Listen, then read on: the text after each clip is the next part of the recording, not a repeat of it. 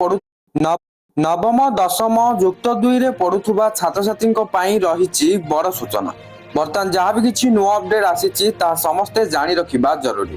ତେବେ ଚାଲନ୍ତୁ ଆଉ ଡେରି ନ କରି ଫଟାଫଟ ଅପଡେଟଟି ଜାଣିବା। ହେଲେ ତାହା ପୂର୍ବରୁ ଭିଡ଼ିଓଟାକୁ ଗୋଟେ ଲାଇକ୍ କରନ୍ତୁ। ଚ୍ୟାନେଲକୁ ନୂଆ ଆସିଥିଲେ ଏବେ ହିଁ ଚ୍ୟାନେଲକୁ ସବସ୍କ୍ରାଇବ୍ କରି ବେଲ୍ ଆଇକନକୁ ପ୍ରେସ୍ କରି ଅଲ୍ରେ କ୍ଲିକ୍ କରି ରଖିବାକୁ ଜମାରେ ବି ଭୁଲନ୍ତୁ ନାହିଁ।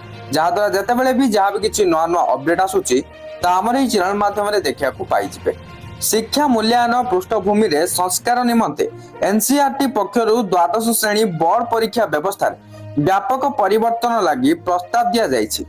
ଏହି ପ୍ରସ୍ତାବ ଅନୁସାରେ ନବମରୁ ଏକାଦଶ ପର୍ଯ୍ୟନ୍ତ ହୋଇଥିବା ପରୀକ୍ଷା ଗୁଡ଼ିକର ମାର୍କକୁ ଦ୍ୱାଦଶ ବୋର୍ଡ ପରୀକ୍ଷା ଫଳରେ ସମନ୍ୱିତ କରାଯିବ, ଅର୍ଥାତ୍ ମିଶାଯିବ।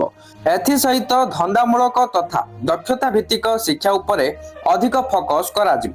ଏନସିଆରଟିର ଏକ ରିପୋର୍ଟ ଏଷ୍ଟାବ୍ଲିଶିଂ ଇକ୍ୱିଭାଲେନ୍ସ ଆର୍ଟ୍ସ ଏଜୁକେସନ ବୋର୍ଡରେ ଏହି ପ୍ରସ୍ତାବ କଥା ଉଲ୍ଲେଖ ରହିଛି। ପାରମ୍ପରିକ ପରୀକ୍ଷା ପ୍ରଣାଳୀକୁ ଅଲବିଦା କହିବା ପ୍ରସ୍ତାବିତ ନୂଆ ବ୍ୟବସ୍ଥା ଆଣିବା ପଛର ମୁଖ୍ୟ ଉଦ୍ଦେଶ୍ୟ।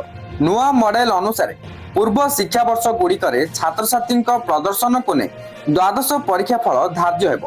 ସ୍ପଷ୍ଟ ଭାବେ ଦର୍ଶାଇବାକୁ ହେଲେ ଦ୍ୱାଦଶ ଶ୍ରେଣୀ ପରୀକ୍ଷା ଫଳରେ ନବମ ଶ୍ରେଣୀ ମାର୍କରୁ 15% ନିଆଯିବ, ସେହିଭଳି ଦଶମରୁ 20% ଏବଂ ଏକାଦଶ ବା +2 ଫାର୍ଷ୍ଟ ଇୟରରୁ 25% ନିଆଯିବ।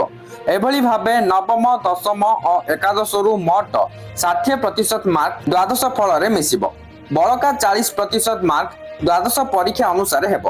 ଛାତ୍ରଛାତ୍ରୀଙ୍କର ଏକ ଦୀର୍ଘ ଏକାଡେମିକ ଯାତ୍ରାକୁ ପରଖିବା ଲାଗି ଏହି ମଡେଲ କାମ କରିବ। ପାଠ୍ୟକ୍ରମରେ ଧନ୍ଦାମୂଳକ ତଥା ଦକ୍ଷତା ଭିତ୍ତିକ ବିଷୟକୁ ସ୍ଥାନିତ କରାଇବା ଏନସିଆରଟିର ଏହି ସଂସ୍କାର ପ୍ରସ୍ତାବର ମୁଖ୍ୟ ଲକ୍ଷ୍ୟ। Data management, coding, artificial intelligence, ସଙ୍ଗୀତ, କଳା ଏବଂ କ୍ରାଫ୍ଟ ଭଳି କ୍ଷେତ୍ରରେ ବାଧ୍ୟତାମୂଳକ ପାଠ୍ୟକ୍ରମ ଆଣିବା ପାଇଁ ରିପୋର୍ଟରେ ଜୋର ଦିଆଯାଇଛି। ଜାତୀୟ ଶିକ୍ଷାନୀତି 2020ର ଉଦ୍ଦେଶ୍ୟକୁ ବି ଏହା ପୂରଣ କରିବ। ସୂଚନାଯୋଗ୍ୟ, ଏନସିଆରଟି ବା national council of educational research and ଟ୍ରେନିଂର ଏହି ରିପୋର୍ଟକୁ ଜୁଲାଇରେ ଶିକ୍ଷା ମନ୍ତ୍ରାଳୟ ନିକଟରେ ପରାଖ ସେଣ୍ଟର ଦ୍ୱାରା ଦାଖଲ କରାଯାଇଛି। ବିଭିନ୍ନ ପ୍ରକ୍ରିୟା ଦେଇ ଏହି ପ୍ରସ୍ତାବ ଅନୁମୋଦନ ଲାଭ କରିବା ନେଇ କୁହାଯାଇଛି, କିନ୍ତୁ ଏପର୍ଯ୍ୟନ୍ତ ସ୍ପଷ୍ଟ ହୋଇନି ଯେ ଦ୍ୱାଦଶରେ ମିଶିବ ନବମରୁ ଏକାଦଶ ମାର୍କ। ଆଗକୁ ଯାହା ବି କିଛି ନୂଆ ଅପଡେଟ୍ ଆସିବ ଏହି ଚ୍ୟାନେଲ ମାଧ୍ୟମରେ ଦେଖିବାକୁ ପାଇଯିବେ। ତେଣୁକରି ବର୍ତ୍ତମାନ ଚ୍ୟାନେଲକୁ ସବସ୍କ୍ରାଇବ୍ କରି ବେଲ୍ ଆଇକନକୁ